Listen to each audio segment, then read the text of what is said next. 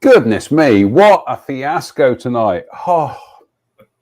First of all, Mike's sound disappeared. And he said, I'll reboot my computer. And I said, I'll reboot my computer as well.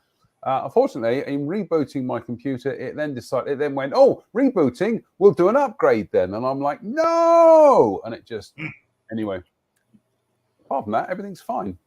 Anyway, we've got Mike Reeves with us tonight from Phase Hangar Resin. Mike, it's always a pleasure having you on the show. How are you this evening? Doing much better than last week. Luckily, I feel a lot better. And I'm glad you're having me on. This is always a good time for me, and I always look forward to the invite. So I appreciate it. Well, that's okay. I think people were getting fed up of just seeing me by myself. And frankly, so was I as well. So, So we're going to talk tonight about a couple of things, but the Tamiya F-35A in 48 scale, of which you've seen one, you've actually touched the face of the plastic. You've touched the face. Had it in my hands. You have, yeah. And I know. Well, I'm going to say. It's the same old thing. Is you get that thing of people who they haven't got the kit, but they've seen the photographs and they're going to give you their expert opinion on it. And and I'm in a similar position at the moment. Is that there are people who have been describing the describe the Airfix Anson surface detail as a disaster or something. It was some kind of hyperbole. And it's like, but they haven't even got the kit. They're just looking at photographs and they're going, yeah, that's my opinion, and I'm entitled to have my opinion. Well, you are, but I'm entitled to disagree and ignore it. So let's talk about the Tamiya F-35. And now this one, we'll say tonight that the one that you saw was Andy's copy at Andy's hobby headquarters. Yes. Little plug for Andy there. And let's get the pictures up. That's great box art, isn't it? Do you know what? I'm going to be the naysayer here. I saw that box art and I just thought, well, I know Drew likes it. Drew thinks it's brilliant. I don't know. I think it's not the most flattering angle to show an F-35 from. So, hear that sound, Mike? That's the sound of people switching off. And it's okay to disagree. I think it actually is a beautiful angle of that airplane, because in some angles it is not the prettiest thing to look at. I suppose it's dramatic. It'll grow on me. At the end of the day, it's a piece of box art, so I'm not going to sweat it too much. It's beautifully done, but I just think in terms of an angle, it's not showing the aircraft off to its best. But yeah. Now you, like I say, you saw this at Andy's hobby headquarters, and we'll just scroll through another couple of the box images in here and whatever. And you had the chance to compare it to the Meng F-35. The Meng one is, we've got some photographs here where you'll see two sprues. The darker one is the Meng one, and the lighter one is the Tamiya kit. Now, I haven't seen the kit, so I can't comment. My copy will probably be turning up round about Telford time. You've seen it. You've seen what the surface detail is like. Mike, I'm handing this over to you. What are your impressions? All right. Well, I am mixed, if you will. I've known Andy for over 20 some odd years, help him out his warehouse and things like that. And when he told me he got this kit, I basically ran down there with my Ming fuselage just to compare, because the early shots from people, I think it was at Orange Con or something, showed photos of the Tamiya kit where it was introduced, and they took pictures of it and things. And I was immediately impressed with Tamiya. The fact that it's Tamiya, right? The detail, while not, Tamiya's kind of always given you enough, but not giving you a ton. I think they've stepped it up with this game, which you'll see here in a minute with the weapons bay. But and these pictures don't do it justice, guys. Let me qualify it with, these are iPhone photos taken on a black table at Andy's hobby headquarters. I didn't filter them. They are completely box stock. I sent them to John because he asked me to. So the RAM, while it looks a little bit big here, is nowhere near what it is on May. Believe it or not, the pictures don't do it justice. And I'm always of the opinion that with the RAM tape, and let's face it, it's tape. It's not a panel. For people that think it's a panel, no, it's actually literally the thickness of masking tape. Because I've seen these things up close out at Luke, and I've posted pictures on my page, on Hangar page. It's tape. Now, what Tamiya did, and all the other manufacturers are doing, is trying to give you the impression that it's tape. In scale, in 48 scale, you probably really wouldn't see it, but it's there. It's really there on the real airplane, so they have to make it look like it's there. Now, skipping forward to when I build this kit, which I'm going to order a few of them, I know, I'll take a piece of used Scotch-Brite and just rub that down to the point where it's not obtrusive. And honestly, again, it is not obtrusive on the plastic. These pictures don't do it justice. For you that are saying, well, it looks exactly the same as Ming, it really isn't. And in all honesty, when I first saw pictures of it, I was a huge naysayer. I was like, oh, great, we got Ming all over again, or Kitty Hawk all over again. And that's not the case. It is much more subtle. It is the panel or tape is far less obtrusive. Like in this picture, if you look at that kind of diamond-shaped thing in the middle, you see the Tamiya one is much smaller in thickness. Oh, you can see that clearly in the photograph. The Meng one in the background is, you can see the shadow that's being cast by the raised plastic, Yes. whereas on the Tamiya one, it's much more shallow and it's slightly more subtle. And again, another thing I'll qualify the pictures with, these were taken with a zoom on. So that's going to exacerbate detail and that thickness even more than what you actually see and feel, see with the naked eye and feel with your hand. Now, I personally wish it wasn't there. And that's just a personal opinion. The good thing is Tamiya provides something for you to alleviate that, I guess, if you choose to get rid of it, or to accentuate what's in the kit. Well, I'll say we're going to come to that towards the end. Right. I'm just trying to think. I'm trying to work out here where to drop that into the conversation. I'll wait until we get to the end of the photographs to pose that question, really. Sure. But we've got, but yeah, you can see that the Meng one is is a bit heavier. I know how I would like it done, and again, we'll tackle that when we get towards the when we finish the photographs here. But we'll just go through a couple more photographs here, Mike, and then we'll run VT, and then we'll go through some more of your photographs here. I mean, you can see there that's actually quite subtle. Yeah. And it's not massively kind of it's not massively clunky. We'll go to this picture, because this picture, folks, if you're holding hot drinks, put them down now, because this is the wow photo. This is the one that will just make you go, yeah, that is incredible. That is simply the best injected molded plastic part out of a kit I think I have ever seen.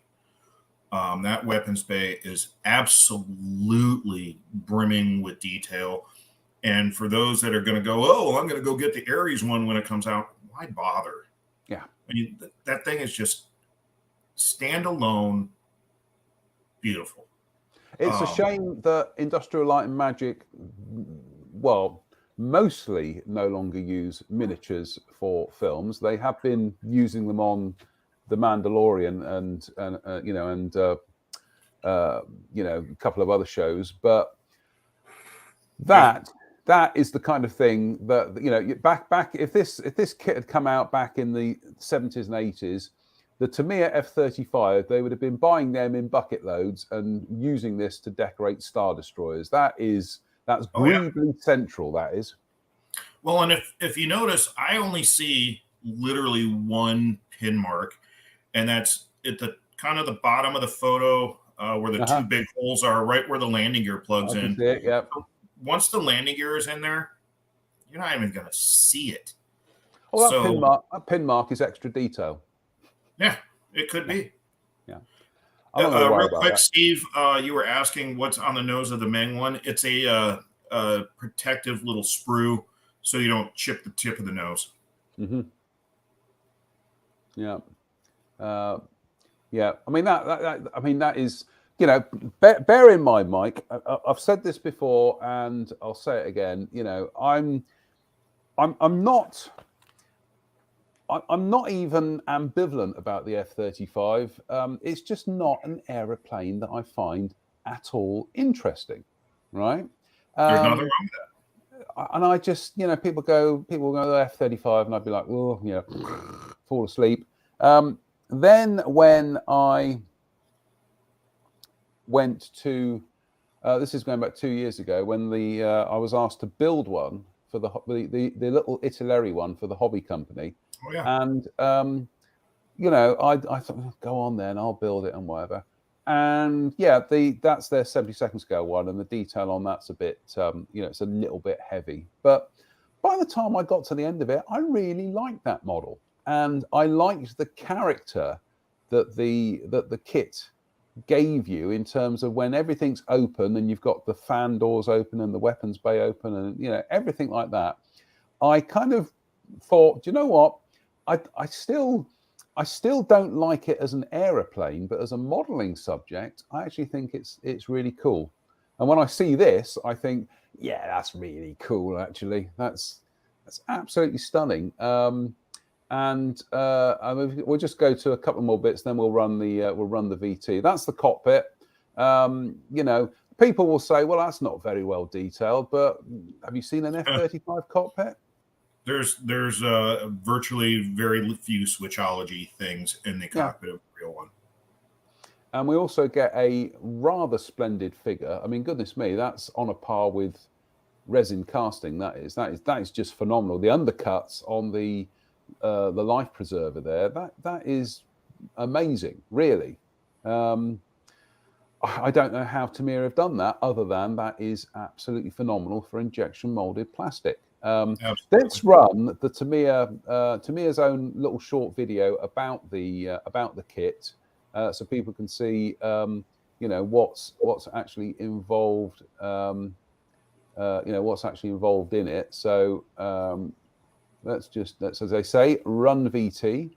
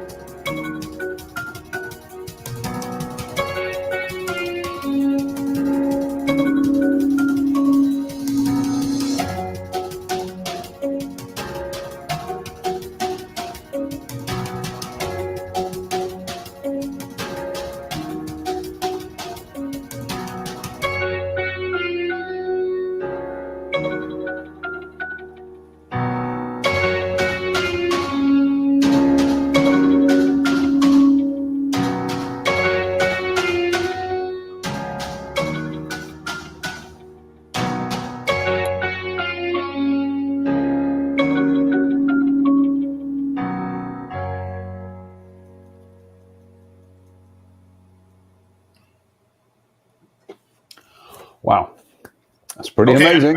I'm going to get 10 of them now. I mean, that engineering is just nuts, isn't it? Again, we are speechless. I'm literally speechless because honestly, Jonathan, until the last 2 minutes, I have not seen that video. Really? Right. That literally just blew my mind. I watched it the other night and I wound it back and watched it again. And I thought, really? Is that what they're doing with this? It's a Lego.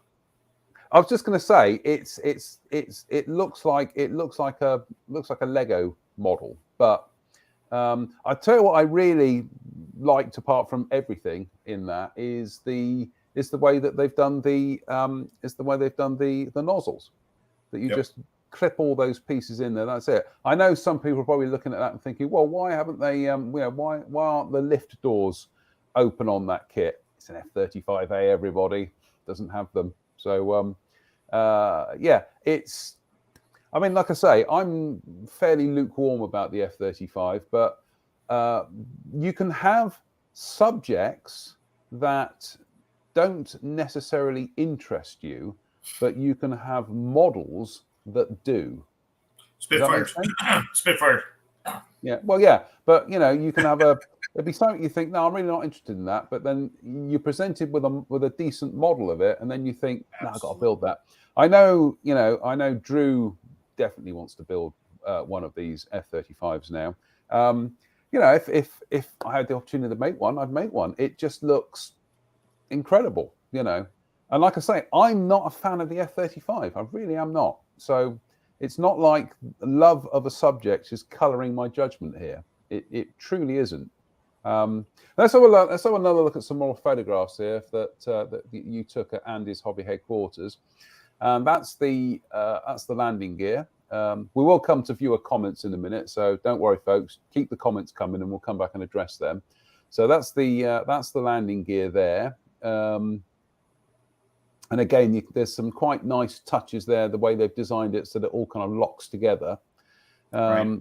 That's the inside of the nose gear bay, which you saw in the video, how that all slots and kind of it fixes other elements in place, which is a neat touch. That's the top of the gear bay, I think. Yep, and the nose gear. Yeah, top of the nose gear bay. So there's going to be some nice opportunities there for some weathering or whatever. And then we do get some stores. What have we got there, Mike? We got some J-dams, which are nice. And actually, they look really good. Yeah, and as I say, that raised detail on them and the kind of like the what looks like the heaviness of the plating, that's actually quite appropriate for them. Absolutely. I mean, they are hefty old bits of ironmongery. And then we've got a couple of LGBs. Yep. And again, I like the way Tamiya have molded these so that you can just drop the other fins in place. Because it actually makes for slightly more rapid cleanup as well. For sure. Yeah, you only have the real seam down the body of the bomb, which with Tamiya, come on, it's not going to be much. Yeah, scrape with a knife blade and a bit of a sweep with a flexi file, you're done there. Then we come to the decal sheets. Not sheet, sheets. Check this out. To say, check this out, right? If your mind hasn't been blown already, folks, stand by. Stand by for action. You get a sheet of the RAM decals, which I'll come back to in a minute because it's a point I wanted to raise. You get a sheet of the RAM decals. You then get huge. Then you get this, which is all the little detail bits. So you've got stuff for the cockpit there. You've got instrument panels. You've got stuff for the GBUs. JDMs, everything. Yeah, everything. Sidewinders, everything there. All your missile and bomb markings are there. Although they haven't got the JDAM ones there. So or are the JDAMs on there? I think they are actually. Then we come to another decal sheet in the kit, and this covers the 1, 2, 3, 4, 5, 6, 7, 8, 9 air forces that you can build from this kit, which are obviously United States, Japan, Norway, Holland, Australia, Israel. I'm not sure who that is in the bottom left-hand corner. Who's that? Who is that? Terrible picture. We'll find out. South Korea, and then the one I like at the top of the screen there, we've got Denmark, which it might be Italy. It's Italy. Yes, you're absolutely right because Italy flies out here at Luke too. That's it. And the Danish one. The Danish one I like because it's full color markings. Although, as you saw from the Tamiya promo video, I do like those kind of low vis, the low vis Japanese ones. I think they look mysterious. I like them. Is that 4 decal sheets in the kit? Yeah, I think it's 4 sheets and the masks. Oh, sorry, we're just going to come to that. There's also, hang about. There is an addendum sheet as well for this, which goes to show that sometimes even Tamiya kind of correct something they've done on their kits.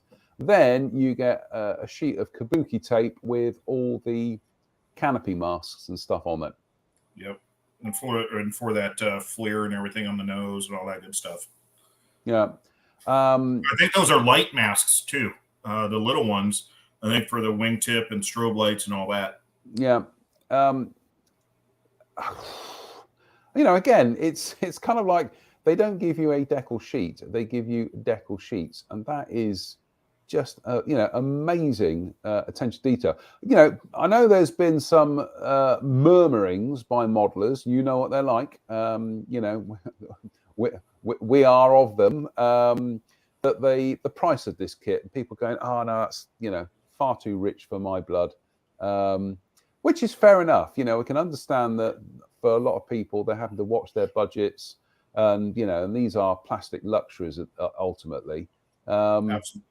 I've got to say that when you start adding up the quality of the plastic, you start adding up the incredible engineering, the canopy masks, and then 4 or 5 decal sheets in the kit to cover, you know, the airframe, the stencils, the ram tape, everything.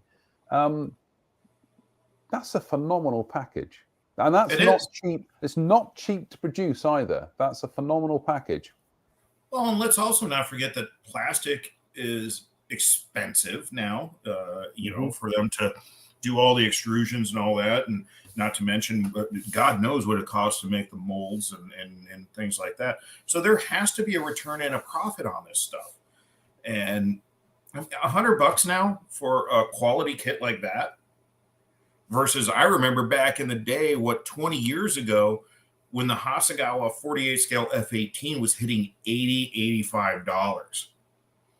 That kit pales in comparison, fit, detail, and overall quality wise compared to what Tamiya is churning out now.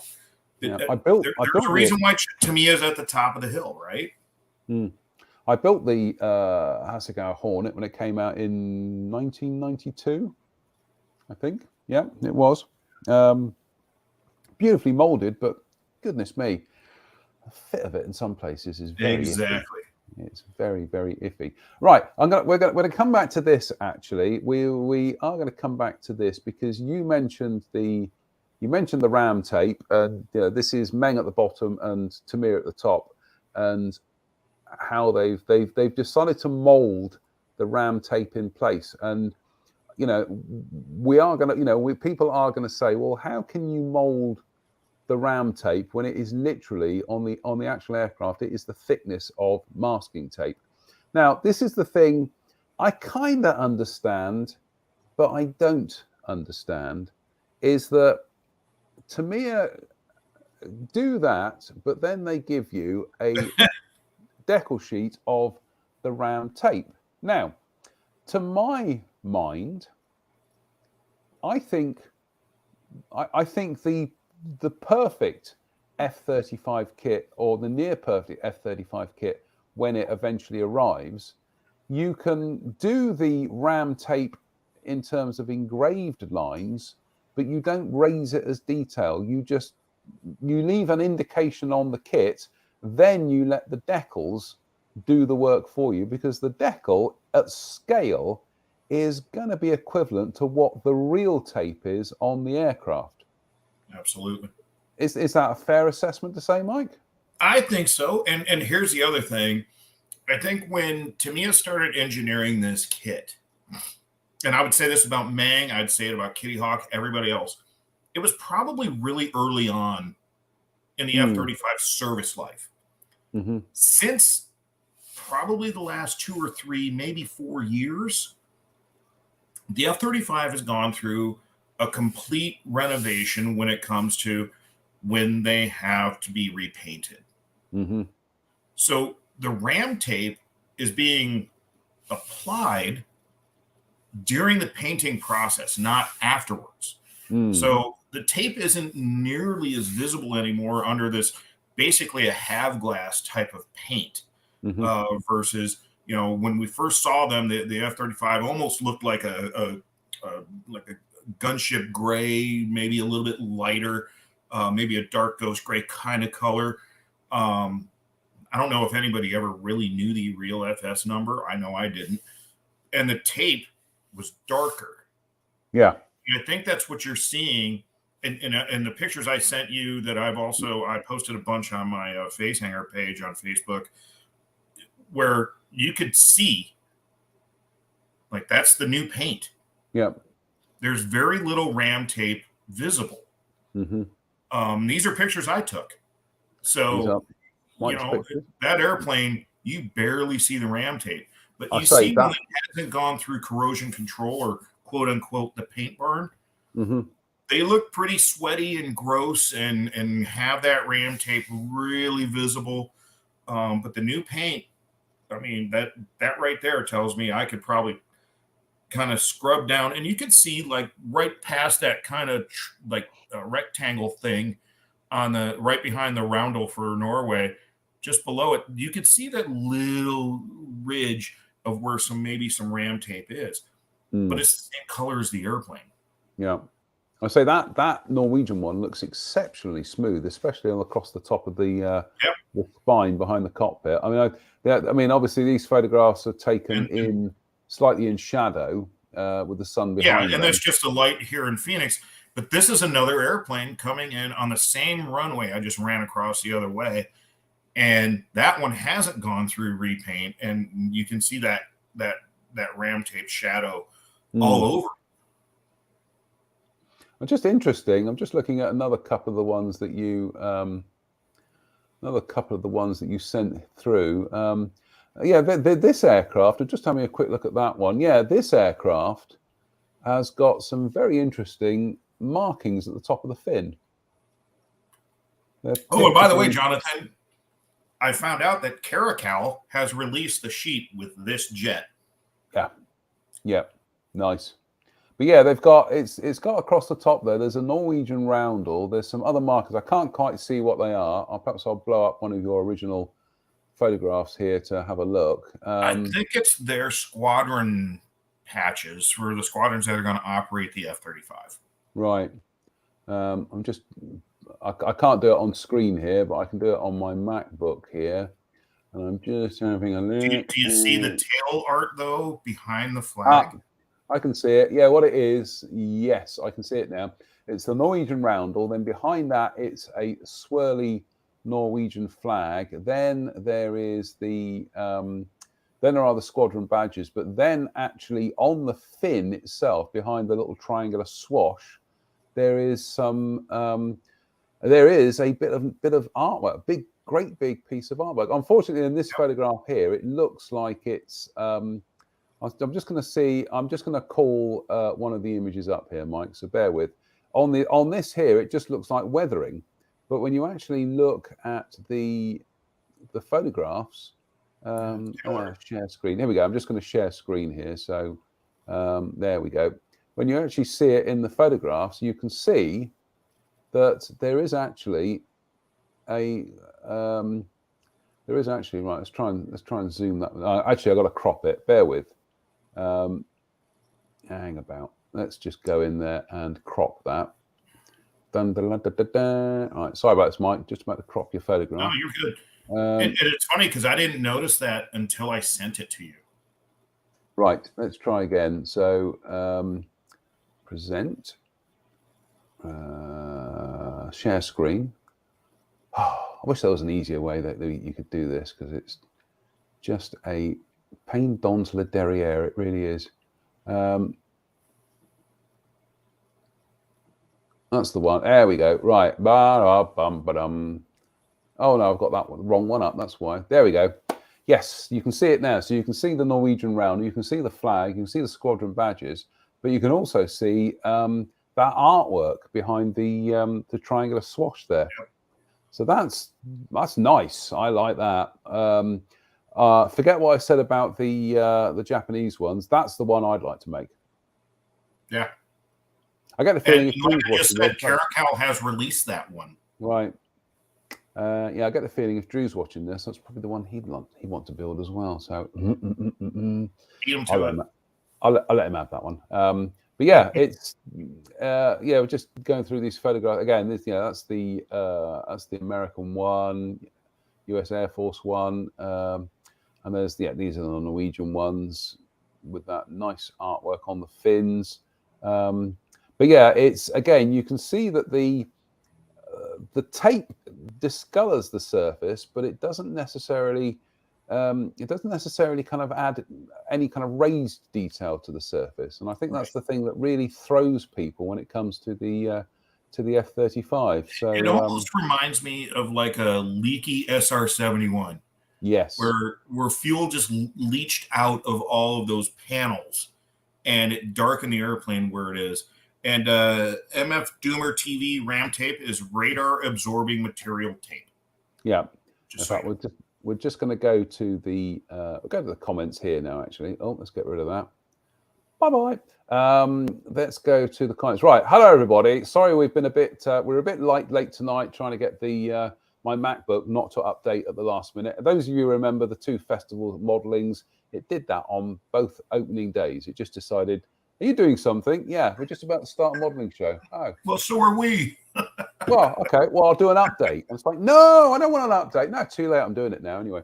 Right. Hello, Damien Mullen, Wayne Beattie, Alan Richardson, Hobby Time, Jerry Dorr, Andy Brennan, Lee Suter, Paul Milligan, Brian Wilton, Ian Goldstraw, Dave Coward, Robert Jackson, Peter Arthur, Michael Hooverling, Stephen Pryor, Christian Gerard, Wayne A. Beattie, Dougal McWoogle, Stan Codling, Tony Surridge, Jared Watkins, who's just literally over there, just over the hill from me. Steve Moores, Andy Brennan, Anthony Bird, MF Doomer TV. MF Doomer TV, it's a good plug. He says, I shop at Andy's shop. Great guy, is very helpful. There we go. He's very good. I do love his videos, and they are what I like about Andy. And you can tell him this, Mike, from me. Tell him, a boring, bloke from Dudley says, the thing I like about Andy is it's his enthusiasm. He's just, everything he does, it's just, he genuinely has a love of the hobby, and that comes across on his videos. It does. And you can't bottle that. It's a rare thing that when I'm kind of looking at some of the online comments and people are going, oh, I don't like that. Oh, I don't like that. I don't know. Andy gets something in his workshop and he's just like, I love it. I'm building it, and he's my kind of modeler. And believe me, when I go and see him, which is quite often, he's like I said, he's been a friend of mine for over 20 years. And I'm not just tooting his horn here. He's that way all the time. And there's been times when, when the shop is quiet, he'll be like, we could talk, right? Yeah. Sometimes he gets frustrated with, the comments and things, but, end of the day, the guy is so good for the hobby. Yep. Agree with you. And he's one of the positive voices that this hobby needs. I'd say, because he set up a Facebook group called the Mediocre Modelers. I'm a moderator there, but I don't moderate. Yeah, which was because somebody had said some snarky comment about one of his builds, and it's like, well, what kind of possible enjoyment did you get from being that rude, other than people go, well, I'm entitled to my opinion?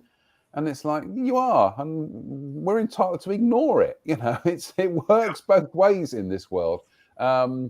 Actually, when you next see Andy, because I did speak to him about this a while back, and he said, yeah, when he's got the time, but have a word with him, because I'd love to get him and you on the show together. So I'm sure he'd be happy to. It would have to be on a Sunday show, because he's open Monday through Saturday, and he also works at his warehouse in the mornings during the week. Yeah. So. Well, we can either do it as a live, or we can do it as a pre-record. It works either way. Okay. So a question here from Jerry Doyle. He says, do you think Tamiya will release a B? I built the men kit, and I'm wondering, should I get the Italeri kit now, or wait for Tamiya? Do you know what, Jerry? Don't pin your hopes on Tamiya doing what looks like the obvious thing. Speak to F-16 fans about the F-16B they're still waiting for. Huh? A two-seater. Yeah, it's not going to happen. No. They could do, Jerry, but don't put the kettle on and wait for it to happen. I'd say that's it's Tamiya are their own. Tamiya are their own boss, and I think this is the other thing about the F-35 is that came out of nowhere. It literally came out of nowhere and took everybody by surprise. And they fly it. Yeah. Let's have a look. Dave Swindle says, Tamiya have announced the B. It's the Italeri kit rebox. Yeah, they've done that, but no, whether they do their own B, we'll have to wait and see. Stan Collins says, wonder if Tamiya hired the Bandai designers. Just think Tamiya have very good designers ultimately. Yeah. Let's have a look. Here we go. Steve Parker. It's the same. This is exactly it, Steve. Why not just use the decals for the ram leg detailing rather than molding it? As Mike says, perhaps it was early on in the design process that they were doing it, and then suddenly realized that, well, actually, it is just a tape, but by then the plastic was already, done. I don't know. Well, and I think we could look back at the F-14 when everybody thought, oh, well, Tamiya is releasing the F-14 because AMK is coming out with one. Tamiya had that CAD and plastic poured well before AMK probably even knew that they were going to do it. And Tamiya is just they don't need the plastic model side of the business. They need the RC side, which is their bread and butter, and it always has been. So when Mr. Tamiya says, you know what, I'll approve that because I think it's a neat looking airplane. That's all it is. He is very, by nature, from what I've heard, I know a couple people that have met him, that he is very subject oriented for what he likes. Yeah, no, absolutely. The reason why they did the F-16, from what I was told, is because he liked the Thunderbirds. Fair enough. Mind you, he's probably said he likes the Thunderbirds. They brought the F-16 out, and he looked at it and said, "No, I meant International Rescue. Thunderbird 1, Thunderbird. This is not what I was expecting." And they was just like, God. "Oh goodness, if they did that would be awesome." Oh God, that would be fab indeed. That would be FAB. Tony Surridge says, "Wow, what a kit!" And that's from a Tanky indeed. Ivan Womack, this is an interesting comment. He says, "The decals look very thick as per normal Tamiya."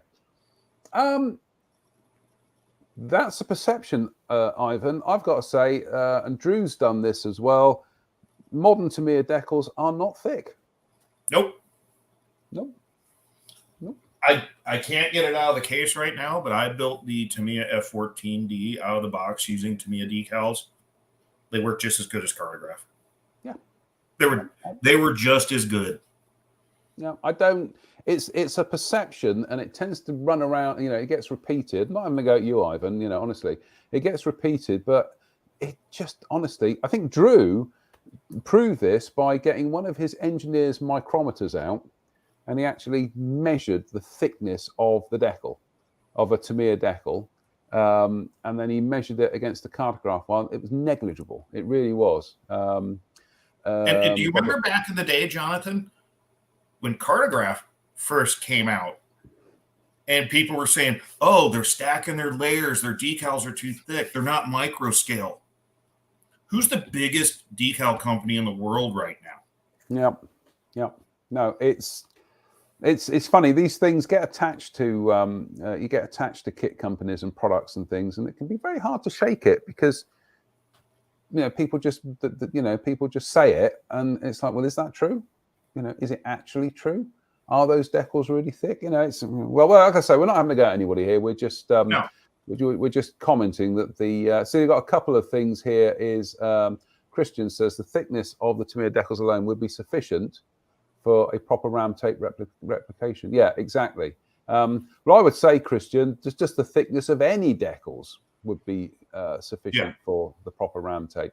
And Powell says the Hasegawa 72nd score on is just like that. Recessed lines around tapes and decals. So, look, we're saying we're thinking, we're just thinking out loud and saying, well, would this have been a better approach for people who are complaining about the thickness of that surface detail? Would this have been a better solution? Possibly, but then people who have actually seen the Tamiya kit, like Mike, say it's really not as massively kind of clunky as it looks like in the photographs. But you know what? People are still going to be disappointed, and that's okay. If you want to be disappointed in the ram tape, I get it. I would like to have it, like you said, Jonathan, engrave it. Let me put a decal on it or mask it and paint it, whatever. Because in this scale, it's negligible what you're going to see with the naked eye. That said, I think you also have to look at the other side of the argument. Oh, I can't see the ram. There's going to be those people. And I think as a manufacturer of these 5th generation airplanes, F-22, same thing. it's what's available reference wise and what's it look like in a picture and how would it translate to a model that you put on your shelf. Where absolutely, it's always, no one's ever, you're not going to please 100% of the people. Yeah. But again, having held the Meng kit literally and rubbed the RAM tape with my thumbs on both of them and looked at them closely, the pictures I took don't do it justice. Again, those were zoomed in as far as this thing could go, and just try to get the better shot in terrible lighting. I think you'll find that the Tamiya kit is going to blow your mind. Well, like I say, I've got no great interest or love or affection for the aeroplane, but in terms of a piece of plastic, that just looks amazing. It really does. We've got a couple of comments here. Plastic Monkey says, "Evening, guys from Exmoor." Good evening, Plastic Monkey. I was down in Exmoor at the weekend. When am I not down on Exmoor? I've just been absolutely loving being down in Minehead and Porlock and all that this year. It's just one of my favourite places, and it's only an hour down the road. So, good question from Russell here. Russell asks, "Why no love for the F-35C?" I'll let you answer that, Mike. I don't know. I think what you're looking at with the F-35C, with the F-35B, it's the addition of the fan door and the little bit of things that make it look different from an F-35A. But physically, it's almost the same airplane. With a C, it's going to be a lot different. You're going to have to retool complete landing gear. You're going to have to do the wing folds and all that. So I'm going to guess you'll probably see one. I'm going to guess somebody like Kinetic eventually, or even Meng. Meng might do it. Because the C's got a much larger wing surface area. Surface, yep. So it's basically a full redesigned kit. And again, like Rich Van Zandt just said, as I was getting to it, no one really uses it except for the U.S. Navy. So cats and traps, isn't it? Yep. And right now it's not a massive squadron airplane. So markings and things like that, they're just not there. And Steve, it's no Harrier. It's actually better. I'm sorry. It's a better airplane. It's 45 years newer. That's fighting talk. That is, Michael. Oh, dearie me. It was going so well tonight. And then, don't get me wrong. I absolutely love the Harrier. But wartime has changed. Warfare has changed. Yeah. The need for what they do has changed. Yeah. It was, I'm trying to remember who made the comment. Russell's comment on why no love for the F-35C. I got to say, it's a cool looking aeroplane. It just looks amazing. It looks tough. Yeah, it does, especially with the larger wing. It looks like it's got big shoulders, And when you see it like that, I like the C. I agree.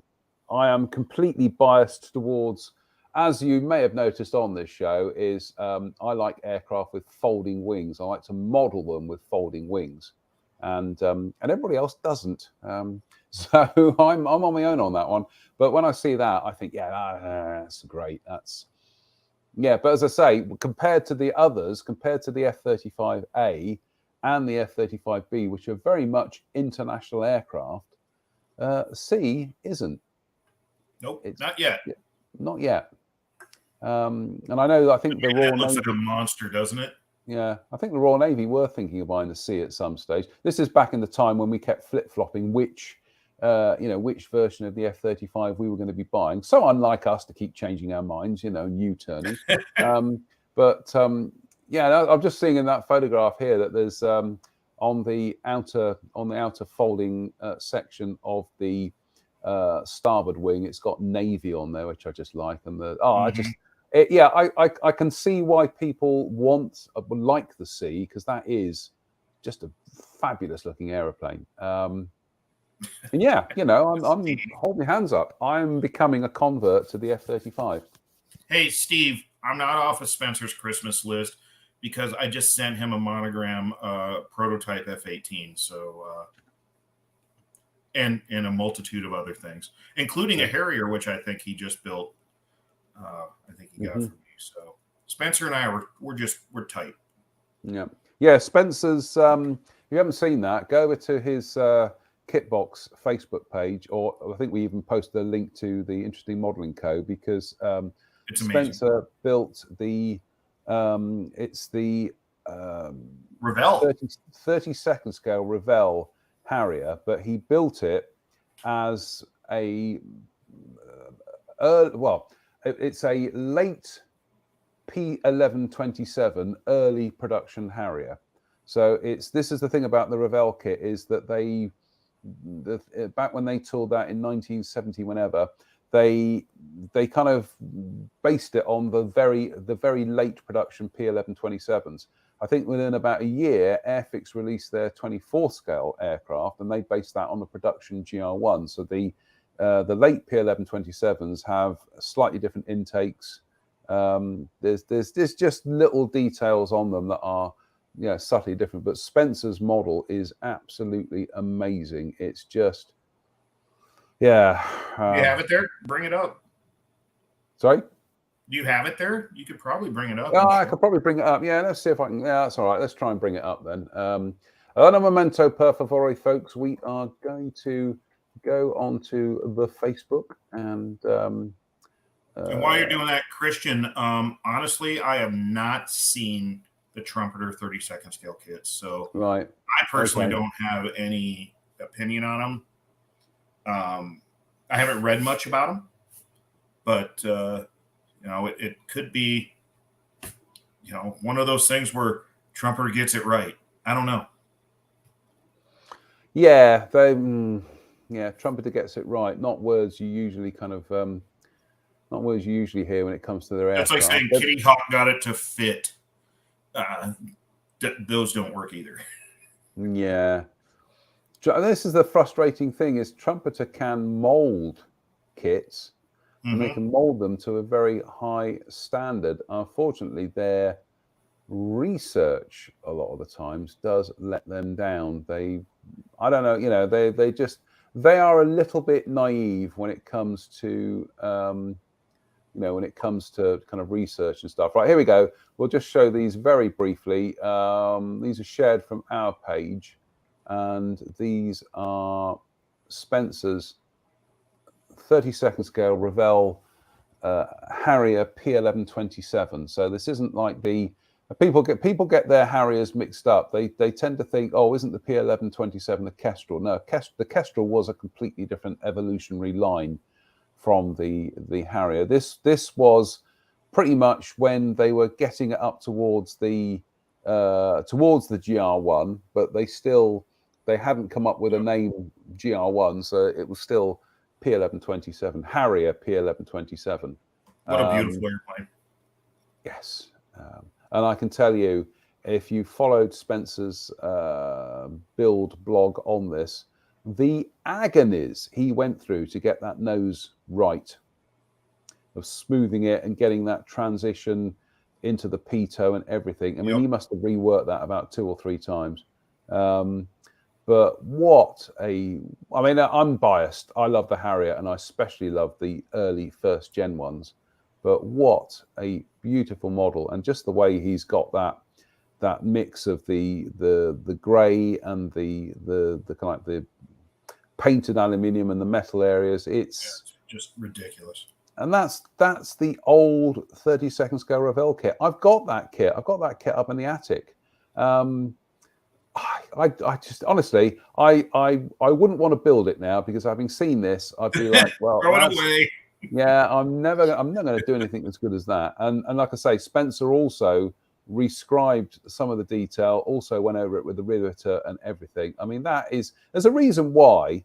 I mean, we'll whisper this amongst ourselves so he doesn't get too big-headed, but there's a reason why Spencer is one of the best modelers in this country, up in the top 5, quite frankly, and that's because he does stuff like this. Agreed. Yeah, a ridiculous amount of talent. He's not a bad modeler for a drummer, so. But I hear he's a bad drummer, so that's fine. Well, no, he's all right. He's all right. He's fine. He's not. Oh God, I've forgotten his name. I got COVID. His name's not Neil Peart. No, you're Metallica bloke. Oh, Lars. Yeah, Lars Ulrich. Yeah, goodness me. I have a story about Lars. I'll tell you offline sometime. Okay, yeah. I'll say I watched Lars Ulrich when Metallica were at Glastonbury a couple of years ago. I just remember thinking to myself, is that it? Oh God. I met Lars. Somebody and he took me still messaging me. Oh God. Listen, hang about. I've already told them 3 times. Still doing a live show. Hey, Steve. What kind of hairier stuff do we need? Yeah. Steve Morrison. Yeah, I'm just seeing that. Harrier. Right, what Harrier stuff do we need? I would say anybody who's building the 32nd scale Revell kit, I actually think a pair of proper GR1 intakes would help. And also it's that fairing behind the intake where it kind of it blends down. On the Revell kit, it ends in an abrupt cutoff because that was the P1127. On the actual GR1s, you then had this kind of gentle kind of blend to it. Yeah, I don't know. I have to think about that. I've got some decent drawings and articles that I could send you, Mike. So I would take anything from anybody. I mean, honestly, I'm always up for doing stuff that not everybody does because, I know that the guys like Aries and Brasson and all those guys are going to do all that mainstream stuff. But I think that's what my buddy Rich Van Zant, who I know is watching, him and I have been working together quite a bit for the last 3 years, I think. Mm-hmm. And we try to do things that not everybody does or improve what has been done. Mm-hmm. So we could always take a look and, you hit me up on my Facebook or whatever. I'm always listening. I don't always come through with stuff that you want, but I'm not doing one. We're not going to do 144 D52 noses, I don't think. But airplane stuff is always welcome. Yeah. Just a comment here from Hobby Time. Yeah, I think it's worth getting the lineage right here. You had the P1127, which first flew in 1960. Then you had the Kestrel, but as far as I know, the Kestrel never carried the P1127 moniker. It was just known as the Kestrel FGA. Was it the FGA1? Somebody will correct me on that. The Kestrel FGA1.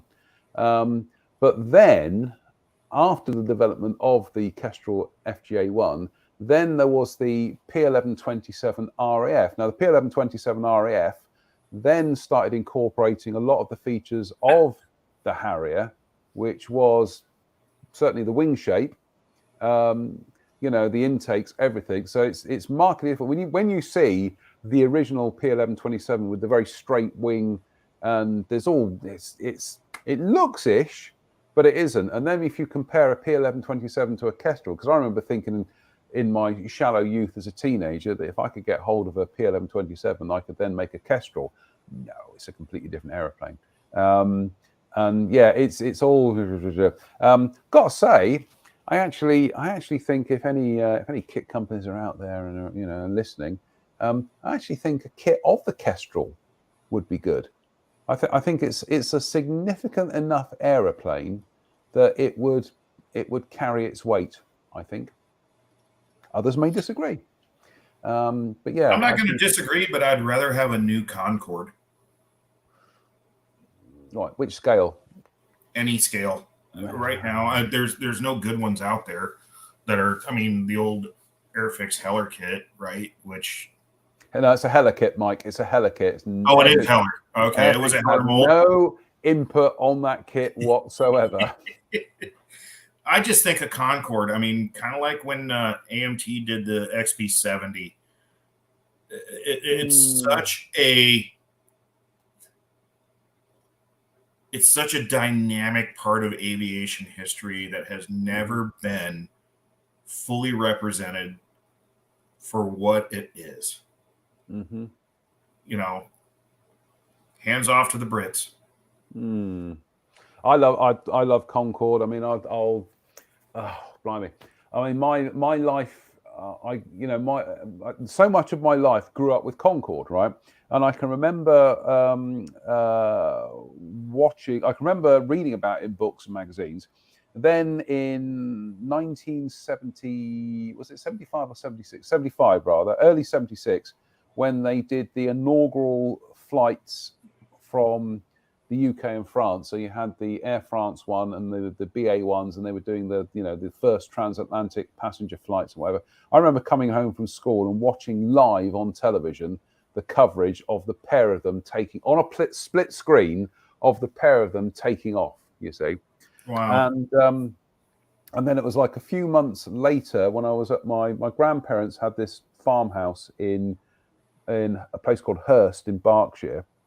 I'll tell you a story about. I'll tell everybody a story. I tell you what, when it comes to Christmas, I'm going to tell you the story about my grandparents' farmhouse in Hurst. Those of you who've seen Sunday Night Ghost Stories know I've told that story loads of times. But anyway, so we're at the farmhouse in Hurst, and my grandfather, and he just went, "Yep, should be about now." Right, and we're like, "What?" And all of a sudden, you suddenly heard, boom, like that, and we're all in the kitchen, and in the kitchen, suddenly the windows started shaking like this and whatever, and went outside, and there, because they were right on the flight line from Heathrow, there coming up over the fields and climbing up over my grandparents' house, literally right underneath it, Concorde. Right, wow. It was the first time I saw it as a kid. Right, everybody else rushed indoors with their hands over their ears. I just stood in the garden looking at it, thinking that is one of the most beautiful things I have ever seen, really. And then when we moved from Berkshire to Bristol, well, what did we move to? The spiritual home of Concorde. You know, it's so I love it. We've got GBOAF at the Aerospace Bristol Museum, which is great. We've got I think it's 002, one of the prototypes down at Yeovilton, which you've seen. Which I've seen and been in. Yeah, there is never a moment where I don't see Concorde and I just think the world is diminished for not having that aeroplane flying anymore. No, I agree. I grew up, probably like yourself, Mike, I grew up in an era where Concorde and the space shuttle were going to be the future. And now they're the past, and we haven't done anything to replace either. So it's just like... I remember the few times it flew in here, not long before its retirement, and if I'm not mistaken, it retired because of a crash in France, right? Which was due to... Yeah, it was something fought on the runway. Yeah, fought on the runway, yeah. It would fly out here to Sky Harbor, which is one of the America's busiest airports. People would stop on the freeway or your motor, whatever you call it, whatever your highways are. Yeah. They would stop and watch it either take off and land. It just had it had that much power because it was on the news in the morning. Concorde's going to be here at 9 o'clock tomorrow morning, and it's going to fly out at 10:52, and people would line up at the airport, and all you'd see are giant camera lenses. It was absolutely something to behold if you didn't see it every day. No, I agree. I love that airplane. We'll talk. I tell you what, Christmas, folks. We will talk more about Concorde because I've got stories to tell about Concorde, including what will be next year, the 20th anniversary of its final flight over Bristol, the last flying Concorde when it flew over Bristol. So we'll talk about that. Awesome. Here's a thing. Steve Moore says, I like this. He said Woodley Beacon is the old airfield site. Indeed, Woodley is the airfield in just outside Hurst. It's in Berkshire, and Woodley was where the Miles aeroplane factory was based. It's also where the first ballpoint pens were produced in the UK. So I know that because I've got a book called Wings Over Woodley. And I bought it for my grandfather, and we were just like, yeah, Woodley gets some recognition now. So, and Steve, yes, here's the thing. Steve Moore says Bader lost his legs there as well. Well, here's the thing. Oh wow.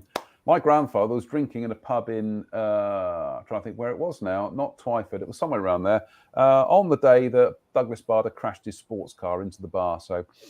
Anyway, so when you see the film Reach for the Sky, potentially one of the extras in that film being played by an actor, maybe representing my grandfather. So anyway, look, we could easily go off on the see, Steve's auntie tested the pens, right? We could easily go off on a tangent about we'll do it at Christmas, Mike. We are going to have one of our elongated Christmas specials, I think, which is only what. We'll start doing them in about a month's time, I think. 45 days away, 50 days away. Yeah, but Christmas here starts. Christmas here starts the week after next, but Christmas here starts 1st of December. That's it. Bang. I mean, in America, after Thanksgiving, you're all day after Thanksgiving. Get the decorations. Although at my home, I guarantee you, it starts next weekend. I was just going to say here, probably. Once I come back from probably the week after next, and that's it. I sit here and I think, yeah, I'm bored now. I'm going to put the decorations up. So there we go. So anyway, there you go, folks. You started the evening looking at the Tamiya F-35, and now we're all talking about Christmas. So we've ruined your evening for you, but never mind. We will. Anyway, we're gonna have a Christmas special thing where we all just kind of like have our stories and stuff. So that'll be good fun. Anyway, look, Mike, it's been an absolute pleasure tonight to have you on as ever. And whenever you want to come on and talk about stuff, please do, because we really do enjoy having you on. And it's been nice to actually have somebody else to talk to rather than me witching away to myself. But I'm available most of the time. That's just been an expedient because of the exigencies of life at the moment for other people. So we're not going to kind of like complain about that. Anyway, look, we will be back on. Where are we today, Derp? Sunday. Wednesday. Yeah, Wednesday. That's right. You don't see that he's asleep on the cushion here. We will be back on Sunday. And we'll rope some other we'll get another fantastic guest to come on the show. That's pretty much it. We'll keep an eye out for some updates. We might even do a pop-up live this week just to kind of finish off a few projects. But other than that, big thank you to everybody who tuned in tonight. It was very kind of you. But especially everybody, big hand for Mike Reeves, because it's, as always, it's such a pleasure to have him on the show.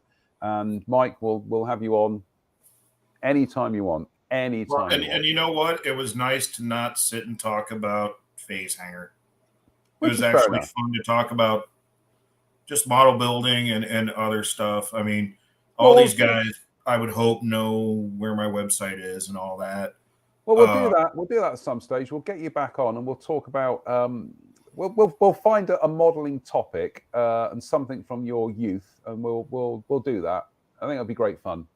Absolutely, and I would love to be back anytime you want. No, Mike, we will be what you wish for. That might be sooner than you think. Anyway, on that note, Mike, thank you very, very much. Everybody else, thank you for watching. We'll see you on Sunday. So until then, stay safe. Stay out of trouble, and we'll see you very soon. Bye for now.